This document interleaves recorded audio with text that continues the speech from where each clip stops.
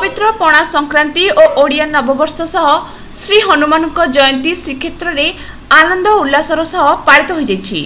एही दिन ओडिया पांजी गणनार प्रथम दिन। एही दिन ठारू सूर्य विषुव रेखा उपरे अवस्थान करी कर्कट क्रांति आड़कू गमन करथांती।